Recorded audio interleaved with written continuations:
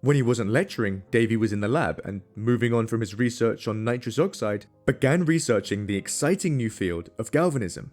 You see, going back a bit to May of 1800, just weeks after Volta had announced his work, two English scientists working at the Royal Institution, William Nicholson and Anthony Carlisle, used a voltaic pile to pass a current through water, and they found that the water around each electrode started bubbling. When they trapped the gases being given off, they found that the gas being produced at the negative electrode was hydrogen, and the gas being produced at the positive electrode was oxygen. They realized that they had actually split water into the two elements that make it up. This process was called electrolysis, and it inspired Davy, who wanted to see if he could use it with any other substances. Over the next few years, much more powerful batteries were developed, which allowed Davy to do some really cool experiments, and in 1807, Davy performed his greatest experiment so far.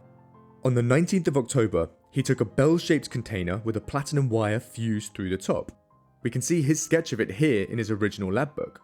Inside, he placed some damp potash, a caustic substance extracted from wood ash that had been used for centuries in chemical processes such as soap making and gunpowder production.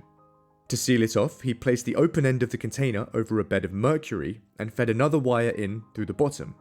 He then connected the top wire to the negative pole of a massive battery and the bottom wire to the positive pole, and in his words, observed that the mercury became oxidated. He also observed small metallic globules appearing around the platinum wire at the top, which actually caught fire. When he swapped the poles of the battery around, he observed that gas was developed in great quantities from what was now the positive wire.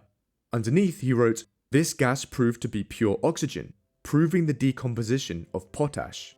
So, from a modern chemistry perspective, Davy had managed to separate the oxygen from this mystery metallic element, which together formed potash. Davy's cousin, Edmund Davy, who was assisting him at the time, later wrote that when Humphry saw these metallic globules form, he actually danced about the room in ecstatic delight.